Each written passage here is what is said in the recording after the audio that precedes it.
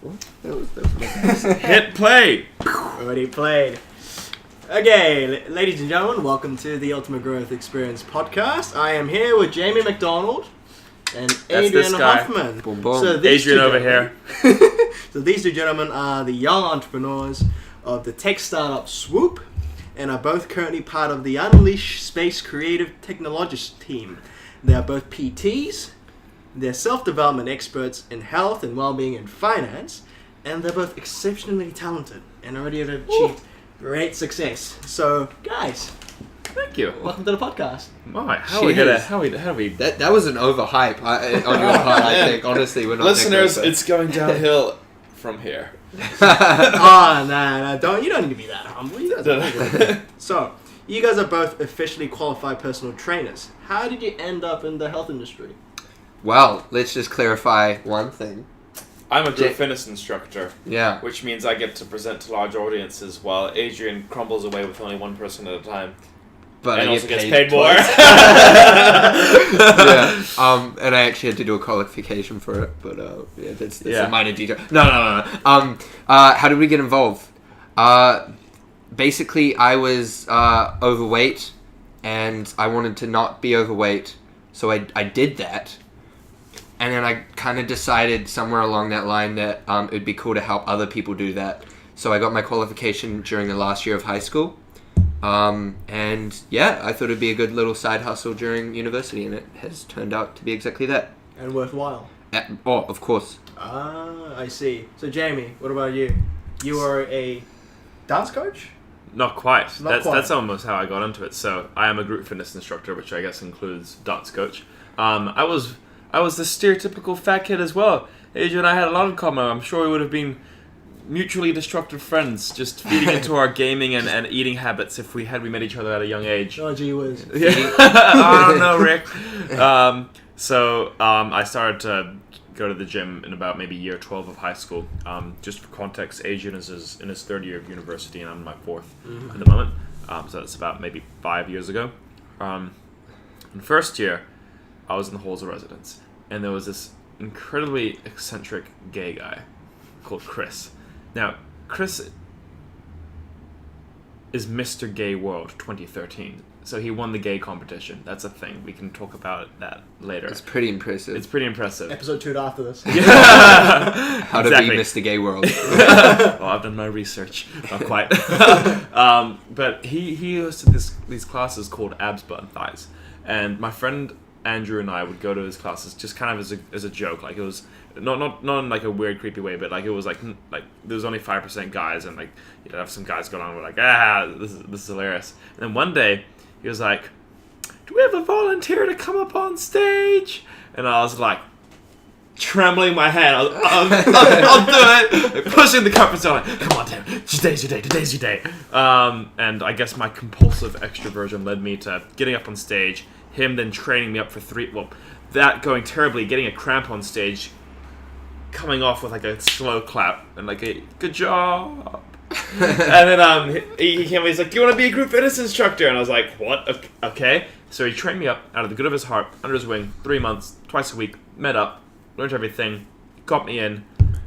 And since then, I've been doing like 3 group fitness classes a week. It's pretty good. I think that it's a fantastic roundabout way of achieving public speaking skills. It's a good kind of way of staying fit, and it's a free gym membership. It's not bad. Yeah? Yeah. I get... What skills do I gain? So I do one-on-one clients. I guess I hear a lot of issues. And life coach? I don't know. No, not really. I just talk about their problems and tell them to do squats. It's fun. It's a good time. Yeah. I have clients like 4 days in a week. 4 days in a week? Yeah. That's a lot of clients, though. Jeez. I mean, but it's quite flexible, right? Especially during doing uni and the startup and everything. It's important to have that flexibility. Like, it goes both ways. Like, if they decide they want to change or I want to change the time, we can do that. Yeah. Because there's a lot of demand for personal trainers right now, and I think that both of you are sort of going into that market as a side hustle. And building money at the same time. The fitness industry is huge. Oh, yeah. People are willing to... Yeah, huge. People are willing to pay a lot. Ah, thank you. Caffeine-free Diet Coke. Everyone wants that summer body. All year long. No, just Obviously. in summer. They just want it in summer, and they don't work for it in winter. Oh, I That's half the love issue. streaking in winter.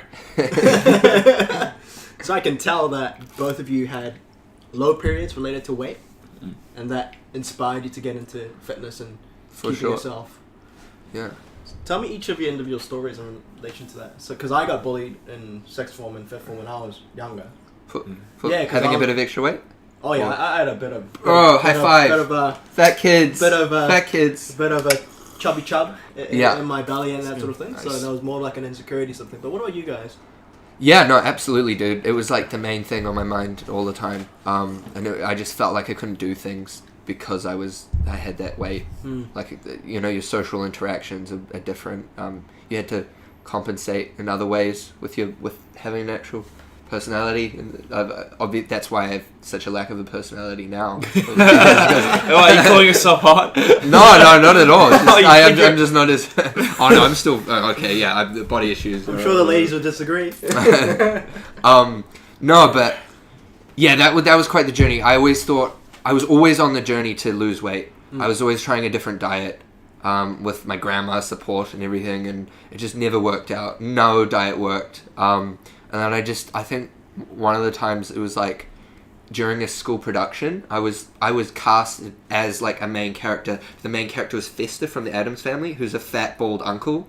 And that was my main character. And during that progression of the show, I actually started losing weight during it. And I noticed at the end show, the final show, I was doing a costume change and I took my shirt off and I saw the ribs, my ribs in the mirror. I'm like, I've never seen my ribs ever in my life. Like, what are those? I freaked out. I asked my friend, like, what is this? And he's like, bro, that's your ribs. And I'm like, what? I've never seen that before. And yeah, that just got me super excited about like getting fitter and fitter, and I just started improving myself, and that actually kind of sparked all the other things. Like I was like, if I can lose weight and get better physically, like I could do it in other like areas of life as well, and just keep going. And yeah. So out of the formulas that you tried, what were the ones that actually worked for you, that made you lose all that fat? Oh, you didn't have to pay him for that one. Was it IF? Bro. Because that's a common thing. Keto, Yeah. dieting is a- So another okay, thing. so honestly, in my opinion, and there are a couple of studies that I've looked at that may back it as well. Intermittent fasting, ketogenic diet, all of these kind of cool diets, they're good, but really the core principle is it's kind of like changing what you're doing at the moment. It's changing your eating habits so you're a bit more restricted, and at the end of the day it's calories in versus calories out. It's always that. So you are burning more calories than you are consuming, you will lose weight no matter what. Being in ketosis may help with that. Intermittent fasting helps by setting a block period where you can eat, so you're reducing your calories. Yeah, just overall, it's just calories in. Personally, I did it in a kind of bad way. I ate like one little rice ball a day for like months, and it was really bad. But I just did it because I was sick of it, and I'd go for little runs, like 10-minute runs, and get beeped at on the side of the road. Fat kid, run. Yeah, yeah. Just people like shout at the window. Yeah, it's great. It's good, motivational. Yeah. And so all of these series of events led you getting into self-improvement and self-development, essentially. Definitely. It all kind of happened in the same time around year 12. I started exercising. I started eating better. I started reading more. And it all just came together. It was like, I'm improving in this area of life. Why don't I improve the other areas? And it's like a client said the other day. They just quit smoking. And it was like they joined the gym because they quit smoking. They felt like they couldn't exercise or do anything healthy because they were already doing what's essentially the most unhealthy thing for them. And so as soon as they got rid of that unhealthy thing, it was like, oh, now I could go to the gym or something. But I don't know, it just unlocked something in your head. Like, oh, I lost all that weight. That was always such an issue. I can now start improving the rest of my life. It's sort of like a ripple effect where you do one thing right. Yeah. That leads to another success, and that leads to another success. Yeah. Yeah. Yeah. Speaking of that, you both live in the same flat all the time. You both work together. Mm-hmm. You both seemingly talk about the same stuff all the time. So to you guys, what's the main core principles within self-development that you think are the most important?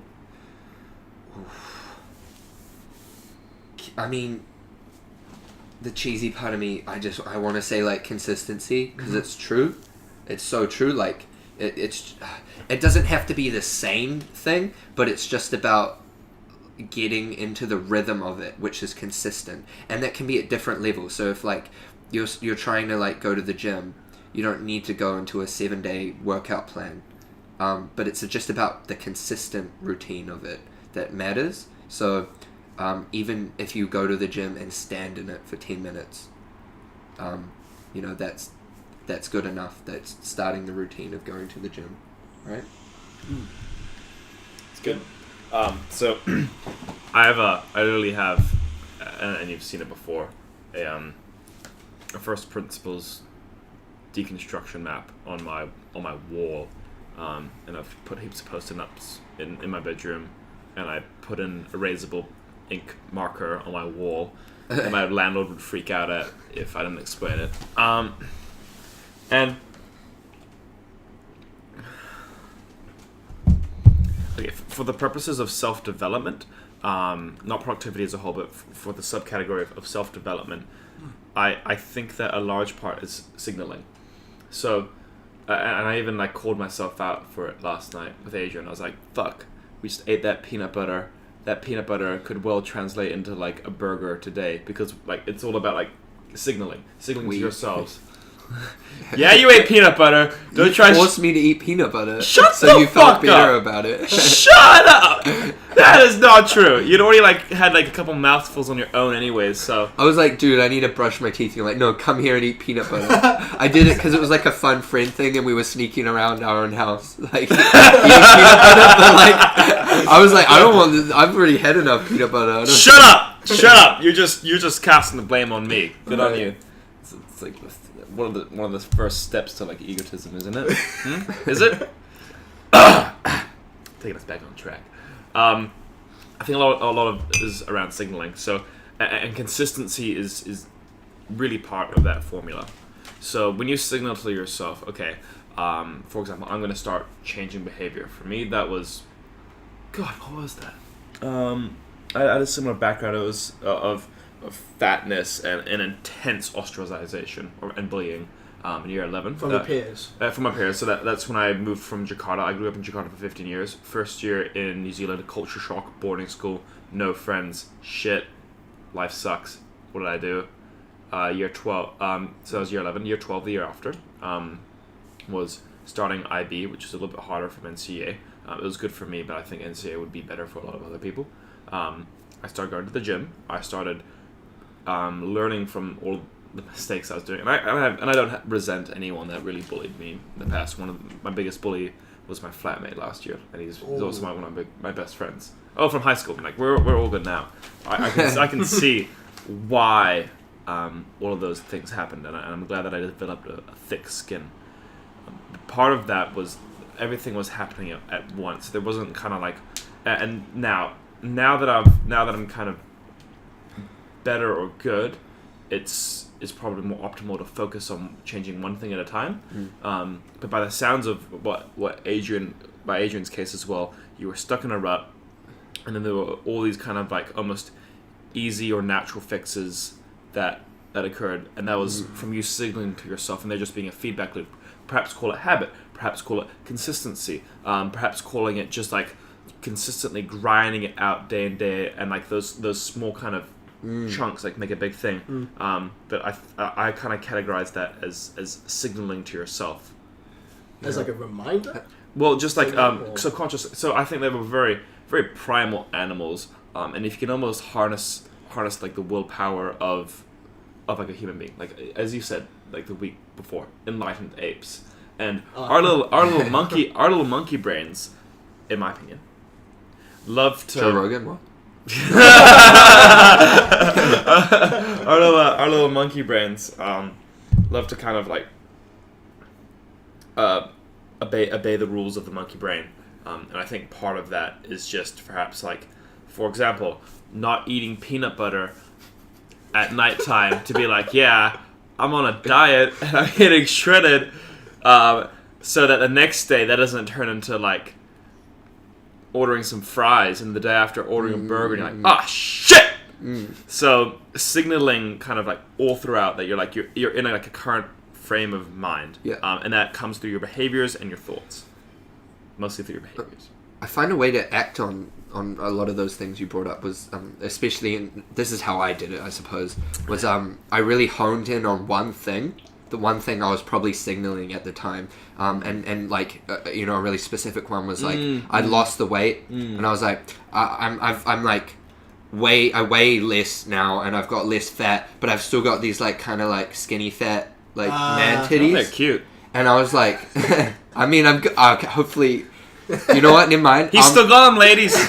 He's cute and gentlemen as well. Come on, 21st century, everybody. Basically, I decided like I want to get rid of that, and I was just focusing on that, and I did everything I could on that, and I was just thinking about it every day, and I was just focused on getting rid of that. Yeah, and I was and that happened with a lot of things. So like, then when I wanted like to like shred up and get some like abs or whatever, I'd like literally like all the time I'd like pinch my belly and I'd like look in the mirror and like suck my like I'd like just visualize it and keep going, and it would happen for like months and months until I got it. But that's happened with lots of things. So in terms of income, like revenue, anything in my life, I've kind of noticed I get really obsessed with wanting to get something. But I think you're right. You kind of signal it to yourself. You become more mindful of it, and then it becomes you, right? I'm gonna bookmark this. I'm gonna come back to it later because we're probably gonna go into the next agenda item. But I'll talk about my model of intrinsic motivation and extrinsic motivation. And just how, spoiler alert, I'm gonna try call out the whole self-development manifesto, which I'm also part of, just to kind of please do. just to kind of spark some cognition in everyone's brain, because if we can like the ultimate win is if we can get closer towards the truth, and I think that like right now I'm coming back to a lot of the more stereotypical, traditional, just easier ways of thinking in terms of self-development. But we'll get to that later. I'll bookmark that. But like they say, keep it simple, stupid. You know, self-development shouldn't be that complicated, because I think Joe Rogan talked about this as well. The idea that there are a lot of people that are full of shit. Like they're not telling people the truth, but just creating... Work out, grind it out, birthdays, holiday, fuck your friends! It's totally... And that's why I kind of cringe at myself when I said consistency. Because like, you'll hear about that shit all the time. No, but it's true though. Yeah. It's true. That's the thing. They're telling the truth, but... Yeah. It's how you apply that. That's right. Yeah. That's right. And it's really hard, and it's really personal as well. People are motivated by different things, intrinsically, extrinsically, all of that. Yeah, okay, I'm just gonna... I'll just do it now because it's such a good time. Bookmark removed. So... There's this model of intrinsic motivation and extrinsic motivation. An example of intrinsic motivation is, let's say I'm playing guitar. And I play guitar because I like playing guitar. In the moment, I'm getting the reward. I don't have to wait for the reward. And the act of doing it, the process, is it. On the other hand, extrinsic motivation is a lot more reward outcome. So I play guitar, and I can like it in the moment, but I like it because I know that there's the prospect of me becoming famous. And me becoming a rock star and getting money. True story, right? I've played guitar for 10 years. And then I heard my mum talking to one of her friends in the room over. Like, this is age 15. She's like, yeah, Jamie just still wants to be a rock star. And I don't know if it's going to work. So then I started becoming smarter. And not relying on the rock star dream. Which doesn't mean you can't do it, but... You still can. Yeah. I still can. I'm not sure if I want to. Maybe later. I'm a dancer now. I mean, Jamie, I'll just tell you guys a story of this golfer called... Go. What's his name? Jeez. Ho-Sung Choi. He has like the weirdest golf swing in the way. He's known as a fisherman. Okay. He had his thumb cut off. He started golf at 25. Whoa. And turned professional at 28. Holy crap. He was on the European Tour and the PGA Tour just last month. So... There's no such thing as impossibility. Yeah. You can do both things at the same time, because there's a lot of people that are polymaths. You know, they're good at all kinds of stuff. Yeah. I like polymaths, and the I dilemma want to rule it out. the dilemma I have with polymaths, because I strongly identify as my hopeful trajectory is towards a polymath rather than being a specialist, in just one given field. Mm. But I always struggle with the law of trade-offs and the focus. Well, there's a constraint, but Yeah. never rule it out. Is the thing that I thought about. Mm. Next question. Everybody, whenever I talk about you both, they all say one word: social intelligence, emotional intelligence. Those are 2 words. Intelligence.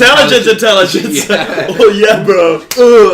But the main point is that you guys are so good at this. You guys run not only party but do Swoop, which we're going to talk about later, but also a number of others. How do you keep the time ordered and so chill and social and that sort of stuff at the same time? I'm just, not only me, but a lot of people are amazed about this. Adrian, break me down and give them the real truth. Jamie has main character syndrome. Yeah, that's good. That's where we want to start off with. Yeah. What? No, I mean, like, not to a full extent, but basically, I would describe it as this kind of like, you live in this world where you're the main character. Adrian coined this term, by the way. I coined the term main character. It was in some DMC we were having, and I'm like, bro, do you ever think you have yeah, it was kind of an argument. Do you ever think you have main character syndrome? And we just kind of stopped for a second. We were like, whoa. That's a cool phrase. It's a cool phrase. But basically, it's like, you're in a video game, you're the main character, you control the main character, and everyone else is kind of an NPC. You treating your life like that can be a little bit unhealthy and a bit egotistical, in a sense.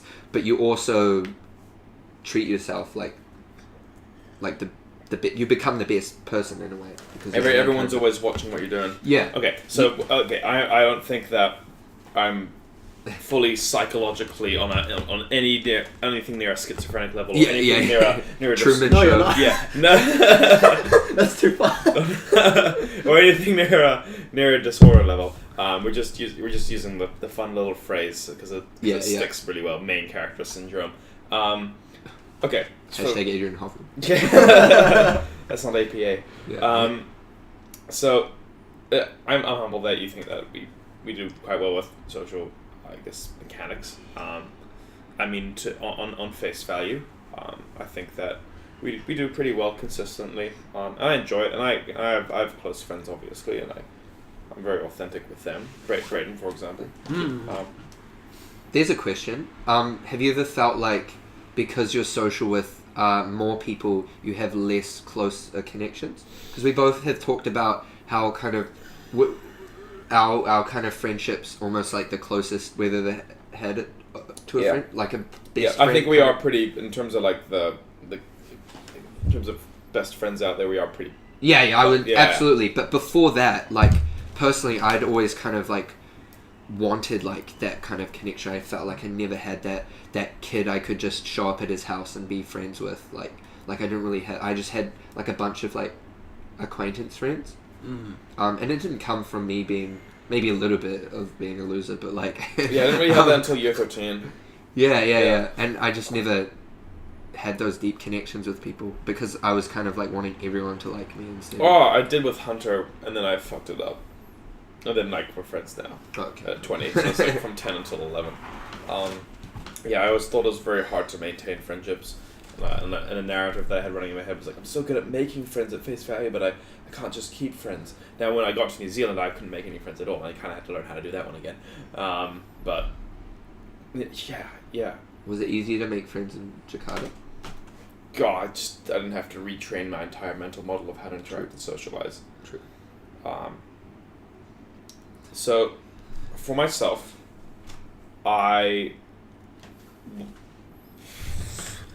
Not to a mechanical degree, but I certainly observed a lot about social dynamics. It was perhaps a little bit more of a robotic process of analyzing social interaction, trying to build principles. I don't like really write things down and map out things like I am now. But I certainly kept a kind of a very principled mindset on social interactions. That's how I became good in New Zealand, and then I've kind of since then organically kind of felt the waters, gone on the principle of I mean, the most important thing was just kind of going, oh fuck it, now that high school's over, I'm just gonna see what I'm intrinsically or what I'm naturally kind of like wanting to do, and that's just become like audacious, really outgoing, and then I've become a little bit more of that over university. That's me. But I think initially, like, it came from like role models in a way. Like we both kind of talked, like Jamie was like, oh, Deadpool's funny, and like this is still today. Yeah. and he would like I guess try and adopt that style of humor, like maybe not even consciously but subconsciously. Oh, very consciously. Okay. Mine wasn't super conscious. I just really admired, like, I spend a lot of time on YouTube, and like I kind of became like some screamy, shouty, like Toby Games, Buscus, like PewDiePie, like I became that kind of kid. They're my new role models. I love screamy, shouty shit. Yeah, and I mean some good areas in there, like from other people as well, but definitely that whole like kind of vocabulary thing where you just start taking bits and pieces. Less PewDiePie maybe today, but you know how like they say like you hate characteristics of others of what you deny in yourself. Like it's true.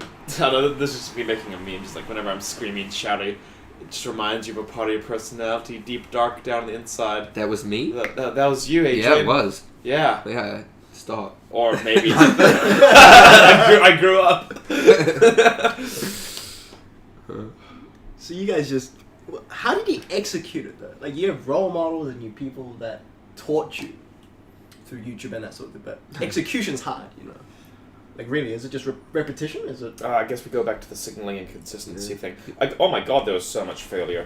Like, because I probably tried to change myself in the initial steps, there was a dip. The dip, where because I'm trying and experimenting. Like, okay, year 11 Jamie, ostracized, was social at first, but then was like, oh fuck, I'm nothing. Then it comes around, tries and experiments new things, and has to be social and has to interact more. Of course, my operating system is very flawed, so I'm making even more stuff. But I'm like, okay, hopefully maybe there's like a bright side, there's light at the end of the tunnel. Yeah. So I guess in order to make change, a good pattern that Seth Godin has particularly talked a lot about is this initial dip that is usually a pattern in any project. The initial dip. Yeah. So like a phase of dropping in progress or feeling like you're not really getting anywhere, and rather than kind of like bathing in your sorrows or exiting, it's kind of like what you can reap from the dip. Yeah. And it's about the learnings you can get from being in that situation, because you know sometimes shitty situations are good, just to learn from. Other times you should totally just exit and realize that, but that's a whole other story. Yeah. Let's give an analogy. I mean, like, I think everyone can feel it. Maybe it's just me. I think it's everyone. But like when you start actually clicking into exam mode and like, okay, how am I going to structure studying for all these papers? What are the requirements? How am I going to prioritize different things and balance it with all the other papers that I have and the not social life I have because I'm in exam mode? Yeah. God damn it. And like that initial kind of wave of, oh my god, just trying to like sort it out in the dip of getting started. Yeah. When you start studying for exams. Don't look at pencil reviews for 3 hours. Just a side note. Pencil reviews. Yeah. Oh, like on Amazon. Just procrastination. Oh god. Like scrolling up and down India, like on like a longitudinal way, just to get a better feel for India. Yeah, exactly that. I'll tell you what though, I bought the pencil. Actually, it's right here. This is the 3 hours of research. There you go, man. Oh, come on, that's a new thing? Woo. That was like that's like a thing of the past that I got. You still got fucking... No, that's not a new thing. No, that was like Japan. That was like 4 years ago. Oh. Yeah. Oh, that's cute, they still have it. Yeah.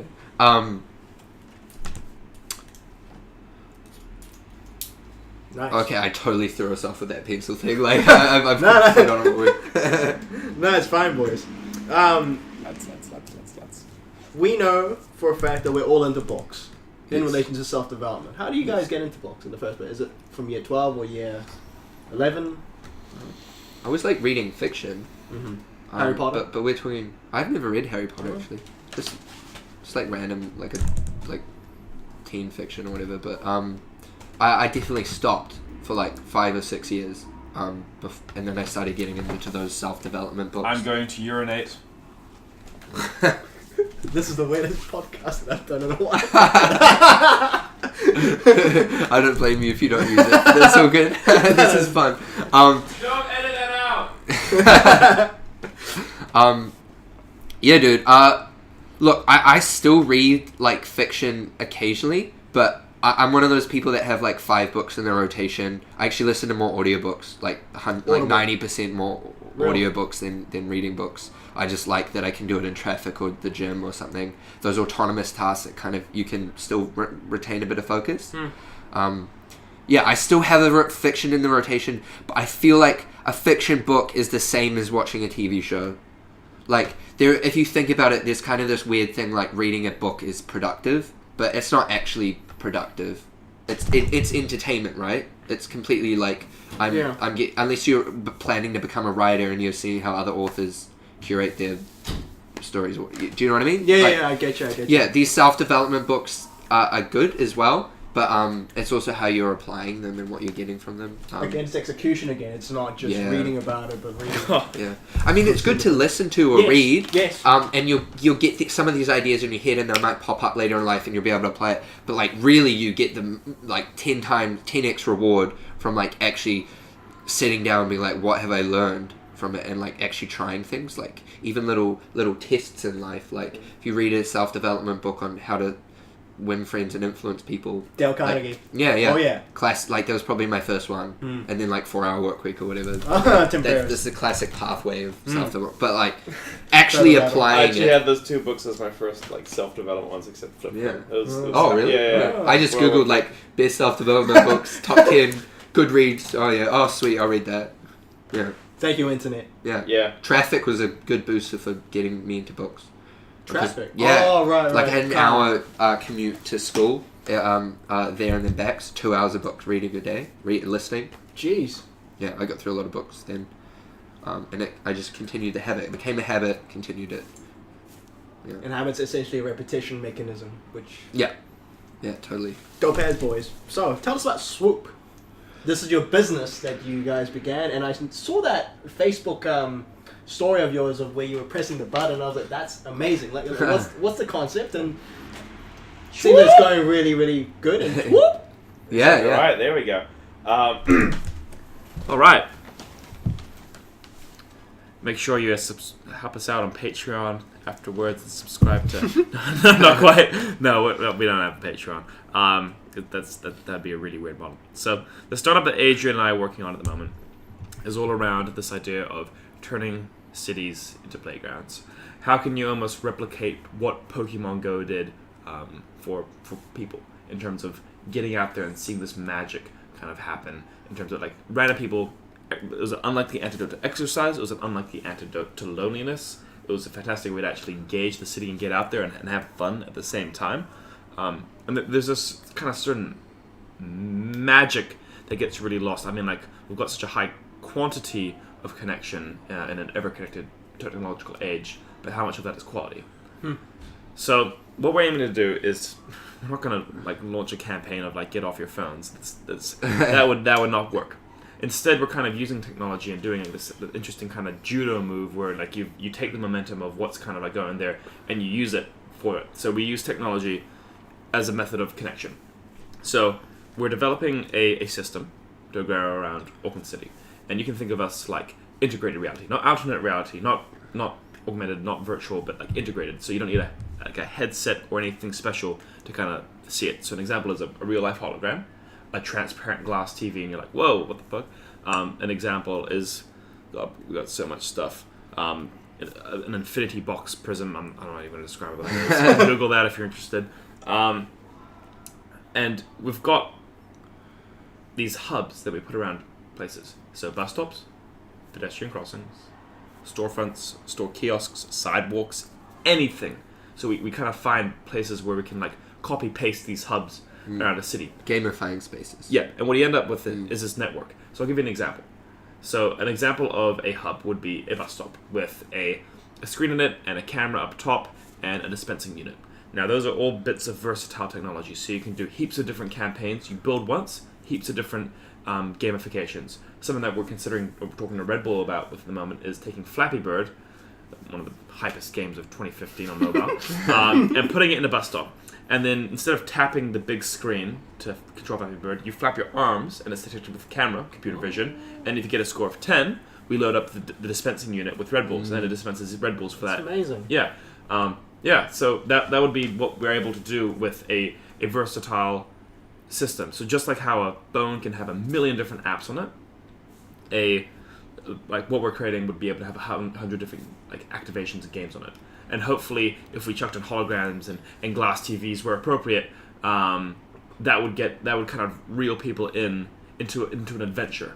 It'd be like the first touch point that gets them onto something that they would hopefully be surprised with and enjoy a lot more than they'd expect. Gee whiz. That's a lot. So that's the high and mighty vision that we're gunning for. Yeah. Where we're at now. Different story. We're just completing a project for New World, which is a recipe recommendation system, which you saw. Mm-hmm. And that recommends a recipe based on someone's emotion using facial recognition. So New World came to us with this problem of 70% of people come in at 5 p.m. don't know what they want for dinner. New World is an experiential brand. They're not going for the lowest price or anything like that. They're wanting to make more of an experience out of shopping than kind of the tedious task that it can be. So instead, we made it a bit more quirky and fun to recommend a dinner or a recipe of some sort, and put in your emotion, because food is emotion related, like having peanut butter late at night.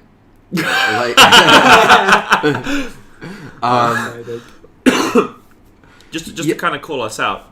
I mean, it was good. We developed a kiosk, but we custom manufactured it completely ourselves. Yeah. That was a really stupid decision. Why?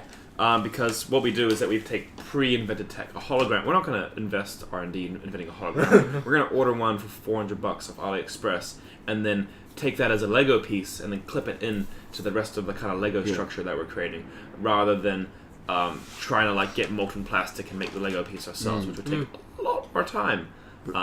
Yeah, we've definitely done a lot of learning there. We had 8 buttons. With so many fuck-ups. Holy shit, man. We've had, to be honest with you, I can say directly attributable to a lot of the inexperience and incapability of myself. We probably had 2 team members leave, who were very talented. We had probably 4 or 5 months of just an unproductive lull, because I couldn't properly manage a team. So when you say Jamie and Adrian, when you say Jamie's great at social dynamics, I mean face value, but God, things are different under a microscope. It's still learning to be done. Is the point? Yeah, it's not. You don't want to beat yourself up. Yeah. But But I'm also trying to do is, this is my first kind of proper podcast, so I'm trying to get into the habit of not kind of creating a false image, and I think that's done really well on the Tim Ferriss show. He asks people tell me about a low point, and going forward, that actually was one of the questions. But right, yeah, we'll go into that. Yeah, you can say it now. Yeah, no. Well, I reckon we should save that because just in regards to Swoop and everything. Oi, shut up! We're doing a podcast. So continuing where we're on now, we've actually got a campaign with the Auckland University of Auckland, where we'll basically be doing a treasure hunt around uni. If you've ever done those, Jamie told me about that. Yeah. If you've ever seen those choose your own adventure books, we're essentially doing that, but in real life. Interface with your phone, get people to meet each other, and win prizes. Yeah, exactly. So we've got the intrinsic reward. We've just got some. Actually, this week's been so good for news. It has been. We haven't patted ourselves on the back really at all, because we kind of have preemptively before, and then we've been shat on. But this week has actually been amazing. We've got someone with a PhD at AUT in game design wanting to join the team, and he's absolutely amazing. He's helping us with this project. We have an angel investor. We've signing a letter of intention to work with them. They're a supplier of technology for us. We've got, what else do we have? Brands wanting to join the... we had the Uni Services investor tell us to fuck off today. Yeah. Yeah, it was great. Then we had a meeting with some ladies at the business Oh, that was school. awful. I mean, it was good. It was a good outcome. Yeah, good outcome. Good and bad. We had a good outcome of like being able to like use like the uni services potential. I walked into Shaky Owls and I was like, "Oh, yo!" One of my friends works there, and he's like, "Chase, who's the manager?" And then this lady came around, and then we vibed, and she's like, "Oh my god, I want your campaign to be tomorrow. Do we really have to wait 2.5 months?" And I was like, "This is going well." Yeah, so I was waiting like 2 weeks, and then I walked into PB It's Tech. so cool. I walked into PB Tech, and then I was like, "Hey, this is what we're doing. Would you be able to give away a couple free phones and UE booms and also pay us like X amount of money?" Yeah. And they were like, "Yeah, wow, that sounds really interesting." Sweet. So it's going sweet. Yeah. You know what? That's probably like just normal startup pace, and we just had such a so much shit over the last like 4 months. We're like, oh wow, we can actually build value. Yeah. No, you're right. Yeah. But I'm happy it's going that direction. Yeah. There's definitely a lull there. That's brilliant. Oh no. Oh fuck. I just got handed a phone by one of our flatmates, and it says, "Lol, my room is locked. Where's the cat?" You know, you can talk. You can probably. A microphone. Am I invited to the podcast? You're not a guest, but hey. Hey, I don't know. Where do you work? This is Riley Cahill. Where do you work? Wait, do you work at Deloitte? No. Am I cool enough? Are you one of Yes. those? Are you one of those consultants? Alright, yeah. Something like that. So let's talk about the low point The low point of this and everything. of Swoop or everything. You can talk about Both. anything in terms of both, yeah. Give you a low point right here, right. Yeah, do it for human. Okay, so I've got 3 different types of peanut butter. I order the most expensive peanut butter that is available in New Zealand. We've got this is all Fix and Fog. So we've got peanut butter smoke and fire. It has got chili inside of it. Hashtag sponsored. Sponsored. Fucking sponsor me, please. Sponsor the podcast. I spent They sponsor the podcast, I spent right? $20 Yeah. a week on peanut butter. Pitch it. I've got Fix and fruit toast. I got dark chocolate, and I've got my overpriced yogurt as well that we can kind of like play around with. All right. Oh, this is good. This is dope, yo. Just make sure you like lick the spoons real hard before you take them from the yogurt into the peanut butter. Otherwise, because I don't refrigerate my peanut butter, obviously, I see. unless you're an anti-Semite. So yeah, just make sure you lick the spoon. This is like mukbang. You guys know mukbang? Yeah. I love those. All right. I'd highly recommend Peanut butter mukbang. tasting the fire one, the fire peanut butter, because it's the most eccentric. Okay. How bad could it be? It's not that bad. Oh, it's great. It's not bad at all. We're good. Yeah. Sorry, what was the question? Low point. Oh, low point. Yeah, probably bullying in year 11. Are we talking low point of startup? Either or. Oh yeah, just Go with life. life. Yeah. Yeah, life year 11. Bullying in high school. You can vent. I already did.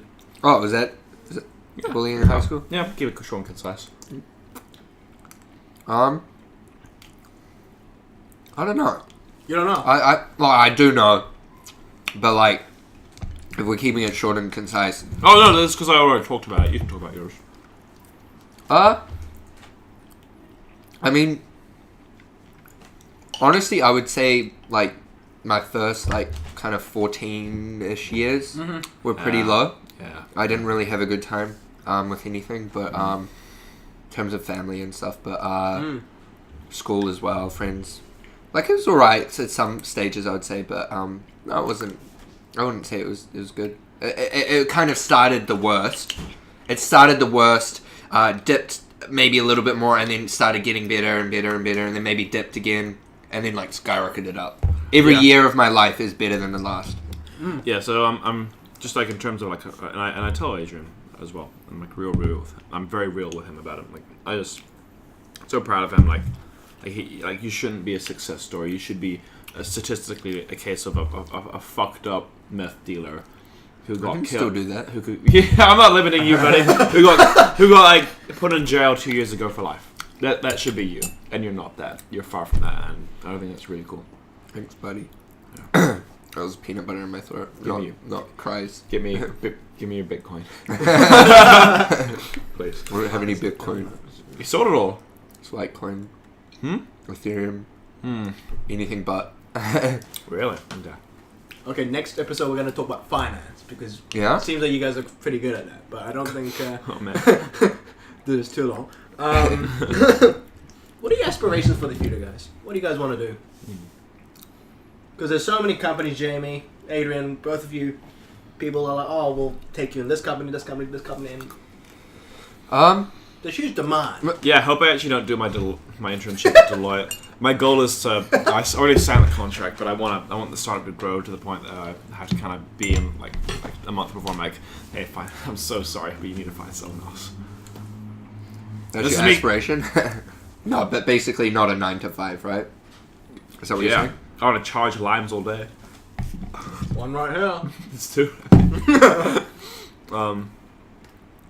Adrian, you go first. I don't know. My client actually asked this to me today because I was talking to her about it. And I guess like it's not super set out. Like I don't like the idea of setting my life out, but really it's staying as far away as I can from a 9 to 5.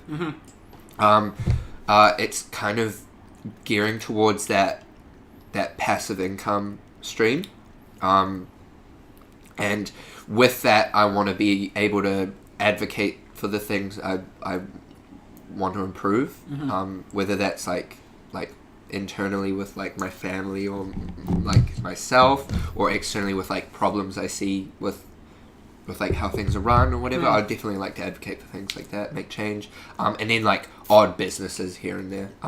Ideally, like I'd like to dedicate a chunk to Swoop. I'd like to see that succeed. Yeah. Everything starts small. I think Swoop's going to be a very big success. Gentlemen, Yes, sir. thank you for joining me today. I don't have any inspiration, by the way. Thank you for joining today, ladies and gentlemen. Bye-bye. Cheers.